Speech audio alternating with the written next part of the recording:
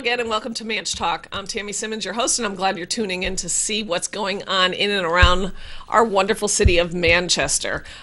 Just a reminder, next Tuesday is the municipal primary here in Manchester. That means you need to get out and vote. There's a ballot in every ward.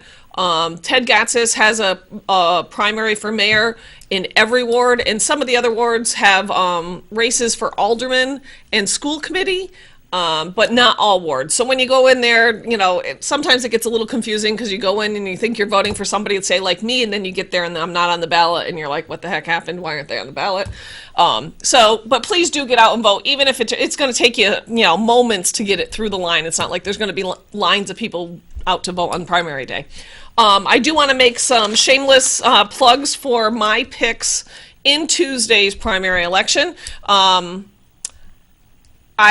picked these people based on a lot of things. One, the people that I think are most likely to defend the tax cap and keep spending in check.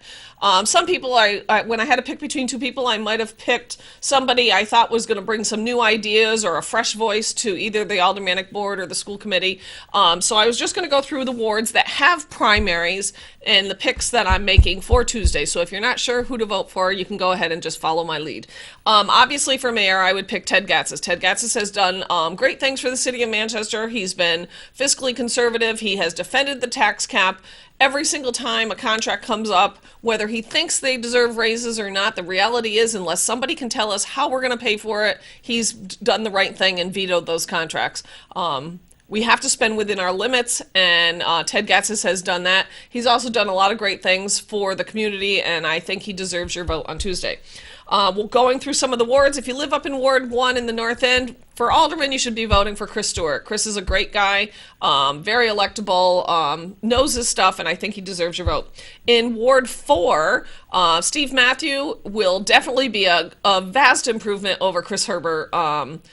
And he ran before, and I'm confident that he will defend the tax cap. He will uphold the city charter. He will be fiscally responsible and a great choice for people in Ward 4 and for the city. Over in Ward 6, the seat vacated by Nick Pappas has a primary, and my choice for that aldermanic seat is Elizabeth Moreau. She's a great person. She's a former Army medic. She's has a young and growing family. I think she'd bring great ideas, fresh ideas to the board. She defends the tax cap. She is appalled by violations of the city charter. So she has my vote there. And John DePietro for school board, also in Ward 6. The school board needs some definite fresh voices, and John DePietro is definitely one of those. Moving over to Ward 8, John Cataldo has been pounding the streets and knocking on doors for months now. He deserves your vote, and he deserves your consideration. If he hasn't come to your door yet, personally, I'm sure he will be coming between now and November. But please, on Tuesday, get out in Ward 8 and vote for John Cataldo. If you're a Republican and you don't get out and vote for John Cataldo next Tuesday, you'll have the choice between two Democrats in November. That's the reality. Vote for a Republican on Tuesday, or don't have a choice but anything but two Democrats in November. Same thing in Ward 9. Mike Ricker is your Republican candidate, and if you don't get out and cast your vote for him on Tuesday, you'll have the choice between two Democrats in November.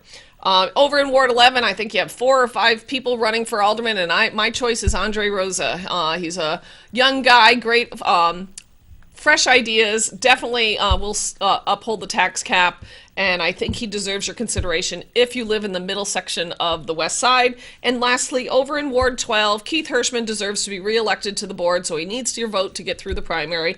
And on the school board side over there in Ward 12, my choice would be Kellyanne Thomas. She's a vibrant young woman with a lot of great ideas, and I think she deserves your vote. So those are my shameless plugs. If you need more information on a candidate or whatever, please, by all means, email me right down here at manchtalk@gmail.com, and I will send you links to their websites or whatever the case may be. On to the show. Joining me today are two candidates from Ward 4. First, we have Steve Mathieu, who is running for alderman for the second time, and then Mark Flanders, who is also running for the second time for school board. And I've invited these two guys in. Steve has a primary on Tuesday. Mark, you still get a little reprieve like I do, and you won't have to be worrying about counting the votes until November. So both of you, thank you for joining me. Thank you for having me. Our pleasure. So Steve, give us a quick synopsis of a little bit about you and what made you decide to run this year. 2 years ago, I was guilted into running by Mayor Gatsis because he was really looking for some support on the board. And it was a difficult time for me because I was just coming off of 3 different boards, kids graduating from school, lots of stuff going on. And finally, so I made the decision to do it at the last, literally on the last day when I got the phone call from the mayor asking me, pleading with me to do it. And we came within a whisker of upsetting a 14-year school board member, well known in our ward. Lost by under 100 votes, and it was very close.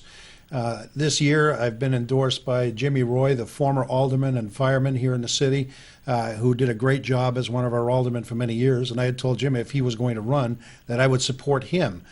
He called me back. He says, I've chosen not to do it. He says, I will support you. I said, wonderful. So I've elected to do it this year. My kids are all out of school. I've got some time on my hands. My wife and I do own a business here in town, but with the exception of the New Hampshire Legends of Hockey board that I'm on, I've got time to engage and really give it my best to help bring some fiscal responsibility back to the city. Great. Mark Flanders, you're running for school board again in Ward 4. Tell me a little bit about yourself and what made you run again. Well, like Steve, second time around for me. It was a very close election last time. You were under 60, Yeah, it was 70 votes, 61, like 64. I was the closest loser, quote, in the city. You were the top loser. Correct. If that's any badge, I don't know. But I'm a lifelong resident of the city. I've got 2 children at Central, junior and a senior, and I want to kind of bring some fresh ideas to the board and kind of fix up the mess that's there and bring some fiscal responsibility, some scrutiny, and basically some change to the way business is done. That makes sense. It's a concept, right? I've got a background, a 25-year insurance investigator, and now I'm a insurance manager where I manage claims. I handle a multi-million-dollar budget. I work with regulatory agencies. I work with lawyers. I handle contracts, negotiations. All this stuff is right up my alley, and I think that I can give some of this and give some service and myself back to the community and hopefully make a difference. Perfect. I know you both fairly well and whatnot, and you know me and, my modest, quiet, demure stature. So there were a couple issues that I said I did want to talk about. There's things that I hear when I'm talking to voters in my neighborhood. When I'll come back, because I always ask people at the end, tell me what, weird things, not weird things, but everybody's hearing about the same 10 issues, but then what's the thing that people are talking about? I know Elizabeth Moreau was on, and she was talking about overgrowth. And that when she's knocking on doors, people are really upset about the overgrowth of weeds on the sidewalk. So I just thought it was interesting, the things that, you hear so much. But on the top of my list, that makes the cut for people, let's first talk about health insurance. For those of you watching and don't know, currently aldermen and school committee members, for a very small contribution, can get the employee health insurance plan, which, if you also recall, is like the Cadillac plan that we were almost going to have to pay federal fines because the insurance is so good. I'm pretty sure it has no deductible. It's got crazy low co-pays. It's like cream of the cream insurance that we offer to our city employees, which is fine. But aldermen and school committee members aren't employees. You're public servants. And so I'm curious when you're elected, not if you're elected, when you're elected, one, will you take the health insurance option? And 2, if a vote comes up on your respective committee or board, would you vote to remove that option for the rest of your board or committee? Steve. Well, first of all, I wouldn't take it, but not so much because of the premiums involved, but rather because I'm opposed to a lot of the mandates that are presented under these plans. I'm totally against abortion. That's where I'm at. My wife and I have subscribed to a Christian Medishare health sharing network, and we would not take it. So that's one of the things. There are also a number of other things on that plan that just are appalling to me that are not for health-related reason. It's more psychological to appease some people and some special interest groups that are receiving benefits. So there's under no circumstances would I take it, and I would also vote to repeal it because I don't feel that the aldermen who are basically working in a part-time situation should be receiving this benefit. Mark? No to both. No, I would not take it, and if there was a vote to support it, then I would vote against it. Elected officials are there to serve the city, not to have the city I had serve a whole you. conversation on Facebook yesterday about somebody saying that these positions don't pay enough. I think it was mayoral candidate Jeff Cassell who's like, well, if aldermen were making $40,000 a year, we'd get better people. And I took a little offense to it because they were talking about locally and at the State House. And I thought, I know a lot of good people who either are currently serving or have served, and they're doing it for the price that they, $100 at the State House, and I think alderman's $5,000, I think school board's $2,000. You know that when you're going in, but that's what public service means. It makes me crazy when people refer to people employed by the city as public servants. No, you're a public employee. Public service means you've done service for free. I'll be virtually blunt. free. I was completely unaware. There's a salary. Yeah. There's a salary for the There's alderman. a $5,000. I think it's $5,000 stipend. 5 and 2 for the alderman. So Really? it's like what, $400 or $500 a month. Okay, Yeah. but that's fine. Well, I lived in the city for 29 years, and again, when the mayor came to me a couple of years ago, the question was, would you run? I said no initially, and he came back at me like a bull in a china closet. He said, look, we get the government we deserve. If good people won't stand up and do it, then you get what you deserve. Yep. And we've watched now, unfortunately, where we had 11 out of the 14 members voting against the mayor on virtually every issue, and the mayor has done. He's the only one standing between us and taxes that are about 40% higher than what they are today, as a result of what he's done over the last few years. Yep. So we definitely need a change of the aldermanic board at City Hall. God help us if Joyce Craig should get elected, because she'd be a blank check for the unions and the special interest groups here in town. I don't remember who was talking about it. I think it was Chris Herbert. Speaking of Ward 4, we were changing channels the other day, and the Chris Herbert show was on, and it's like watching a train wreck. You can't stop watching it. You're like, what's he saying? And wait, let me write that down, because did he just say that? And yeah, he really does say some crazy things. But he pretty much said, well, if Joyce Craig, he thinks that the aldermanic board's hands are tied because there's 2 Republicans.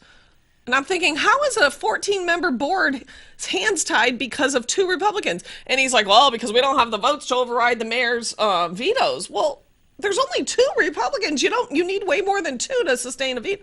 So then he went on to say, well, the contracts, all these union contracts that are being vetoed, that the Democrats aren't voting to override that veto, or some of the Democrats, or the undeclared, members.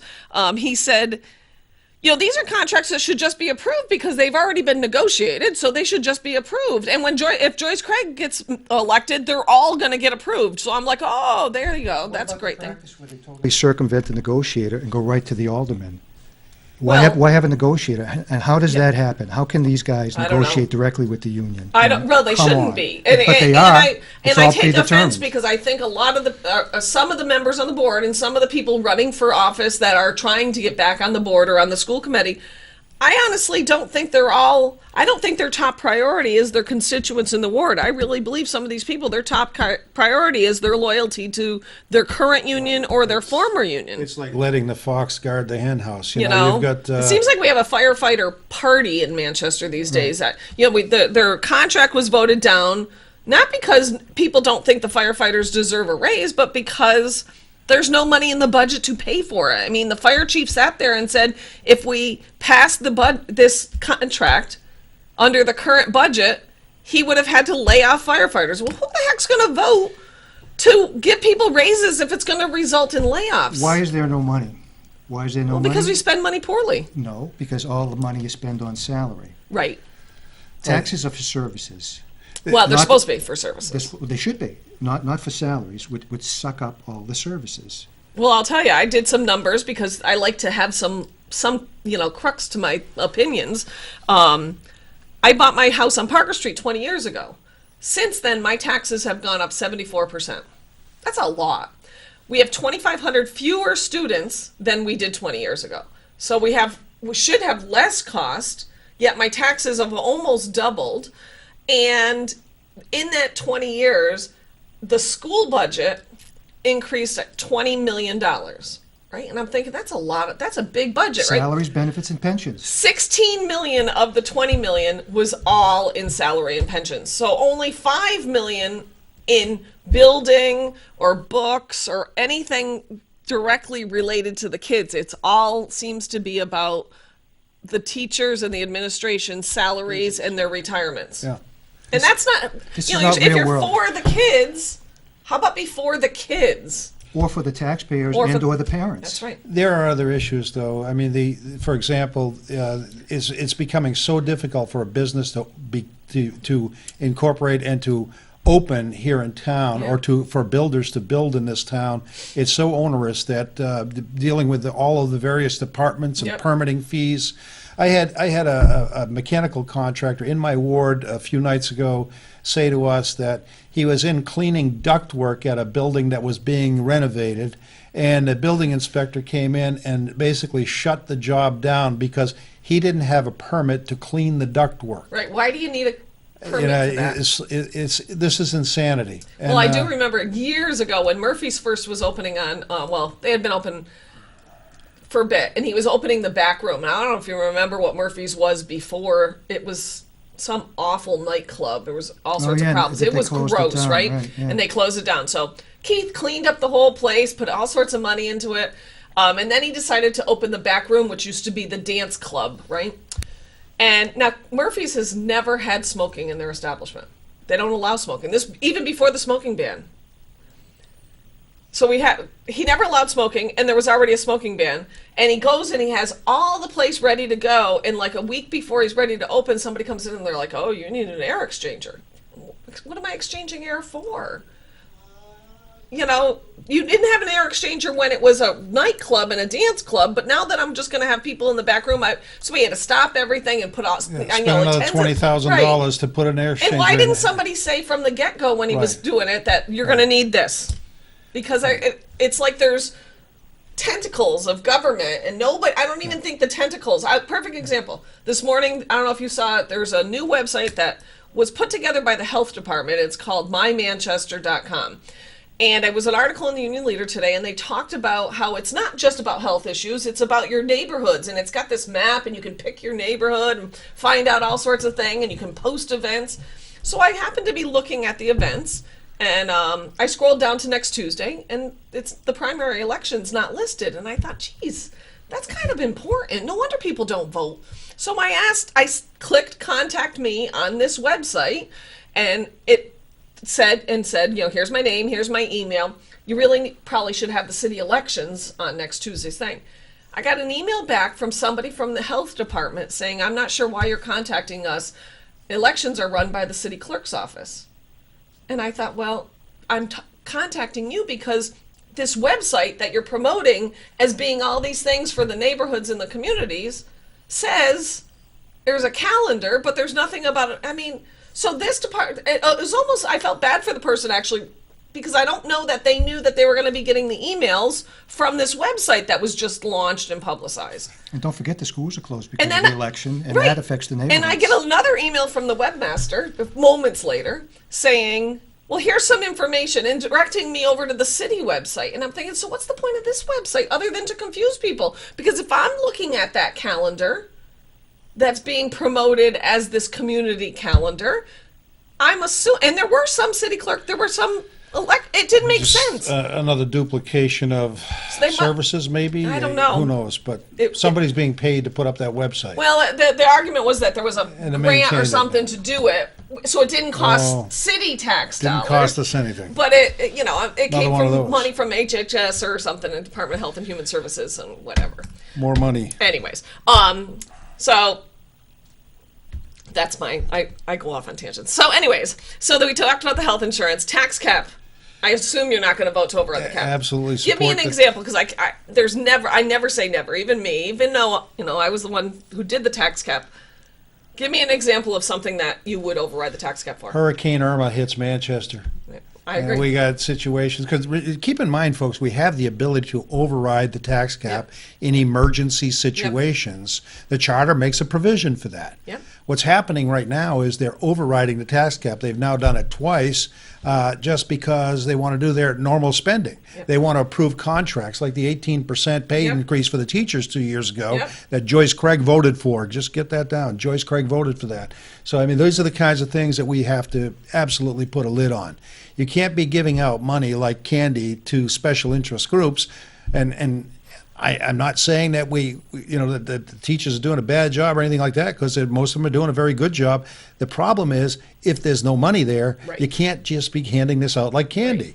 And so where you've got the average person in the city fighting to maintain their jobs, or they're barely getting a cost of living increase under Social Security, you just can't do it.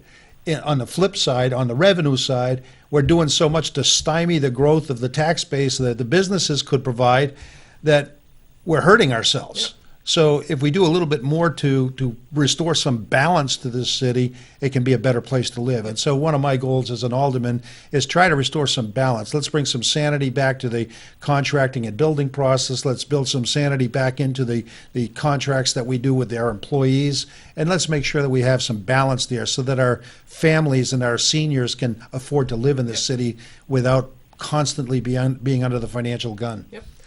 Now, Mark, since you don't get to vote on the actual budget, you'd only get to vote on the school budget. Right. But you would still, I would assume then, that the school committee votes on the budget. Correct. Would you vote against any budget that exceeds the cap? Absolutely. I figured would as vote much. against it. I figured I'd ask you. And I'd love to weigh in on it as well. even Yeah. though it No, go doesn't affect ahead. it. I agree with Steve. You had an emergency like a hurricane, absolutely. Yeah, you think about it then. But for salaries and basic doing business, no. And the semantics that goes on with the revenue cap, the spending cap. There is no revenue cap, just in case. And I know who said that there was, and But that's if the there is no gaming revenue that goes cap, on. that when I saw that, I'm like, there is no revenue cap. There is a tax cap in Manchester and a spending cap in Manchester. Anybody who calls it anything else is trying to play a shill game. That's my point. There is no releasing the revenue. Those that say they voted not to override the tax cap, but then because of the spending cap, they were able to do it, it's gaming the system. It's semantics. It's not fair. It's not right. You know, I mean, when we wrote the language for the cap, trust me, we really thought it all through. People go, well, we shouldn't be talking about Chris Herbert. We shouldn't be talking about consumer price index. Well, of course we should. That's what the rate of inflation is based on. So we allow government to still grow just at the rate of inflation. I don't think that's crazy. That's just common sense. But then again, it's also common sense to say you can't vote on a contract if it's going to benefit your kid. Right. And apparently our aldermanic board, for the most part, didn't seem to think that that was a conflict either. Yeah, the whole issue with those two, Ludwig and Gamache, going against the city charter, and then for the Board of Mayor and Aldermen not to send those two to the Conduct Committee hearing was just totally outrageous. I mean, let's face it, Ludwig voted on a contract that benefited his wife, and Gamache, his kid, and it was like a $9,000 increase in salary. These were huge increases in salary on both cases, and both of these people voted for these contracts. And it's unconscionable that the board did not censure them or send them to the Conduct Board. Yep. But that's the people that we have right now, and that's why it's so important for this Board of Mayor and Aldermen to be relieved of their duties, and for a new board to come in and start respecting the rule of law, respecting the contracts as they're supposed to be administered, not gaming the system the way it's been gamed over the last however many years. Yep. And what about Yager Decker? Can we talk about that sometime or address it? I said And I was address it the way it's supposed to, was intended? It was Mark said, it was meant to be a salary increase for 3 to 5% of the employees, for those who go above and Merit-based. beyond. Yeah, thank you. Merit-based. Right, for that small number of employees. So that really great teacher, or the guy who's working in the highway department and is, doubled down on his workload and things like that. But instead, we've just turned it into an automatic merit increase. Everybody gets a merit increase. And Yeah. tell me Jobs. anybody It's not that way in the private sector. it's not that way at all. And No. I didn't want to talk about Joyce Craig much, but I keep going back to, people say, well, what does she stand for? I said, well, I'll tell you some things I know she stands for. One, she stands for overriding the cap, because she's done it. She's voted to override the cap in the past. Then the last time she voted to override the cap, it was in the Union Leader. I watched it on TV. She said, It's because of Yarger and workers' comp and healthcare costs, and we can't allow this to continue. We have to fix this so that we won't have to override the cap again. And guess what? She did 0 things to fix Yarger. So talk is cheap. You either, if you say you want to do something, then you got to dig in and figure out a way to do it. You can't just kick the can down the thing till the next year, until the next budget cycle, and then you say, oh my God, well, we have no choice. We have to override the cap. We'll fix it. You don't have the people on the board that want to do that. No. And until you get Well, that, things will not change. On the day we filed for office, I said, and it's not just the 3 of us, but 3 for the win. Steve, Mathieu, myself, and John Cataldo. I'm telling you, put the 3 of us on the board with Alderman Lavasser and Alderman Hirschman and Bill Shea. Merritt. And we'll have some fiscal sanity. We'll have some objective approaches to things. It won't just be all for the employee side or all for the union contract side. Somebody needs to step up and look out for the taxpayers and the residents.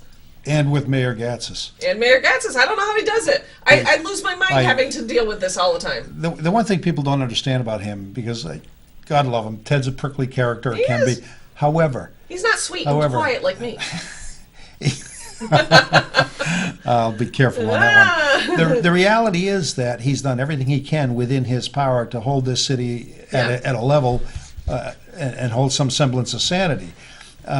However, when he's being outvoted 12-2 Yeah, and you can't 11 blame to 3 on multiple occasions, folks, he needs help.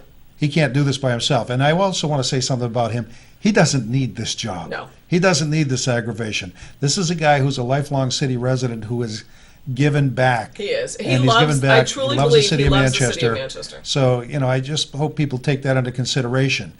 The last thing I would say is that he needs help. Yeah. Because this is going to be a tough election, and I want you to understand that millions of dollars are being poured into the city of Manchester from out of state for this election. Yeah.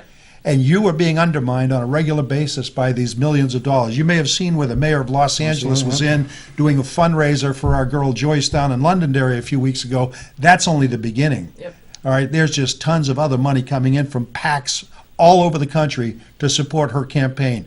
So I just want you to be aware of that. So we're almost out of time, so I'm going to give you a few quick seconds. Give out your email, your website, your phone number, whatever it is. Go, Steve. Mathieu for Alderman. .webs.com. That's the email address, and I got to look at these things. Phone number 722-8039, or if you want to email me, you can email me at electstevemathieu@gmail.com. Mathieu spelled should be right down there on the Mathieu. Should be on the screen. And Mark? I can be reached at 603-641-9744. My email address is the same as my name, markjflanders@comcast.net. And as soon as I get my teenage children to get me up on Facebook, I will have a Facebook site. Well, I'll tell you, Steve, I wish you the best of luck on Tuesday. If I have some time, I'll come on over and hold a sign for you for a while, because I don't have a primary myself, and I think my time is Look better forward to it. served. Will you hold one for helping me you. too?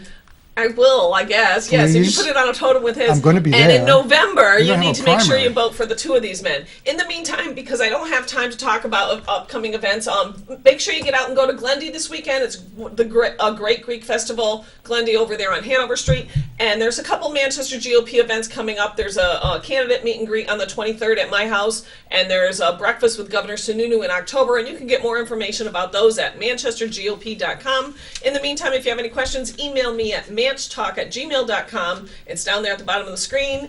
And until next week, have a great weekend, and don't forget Get to to get out vote. and vote. Thank you. Thank you. Bye.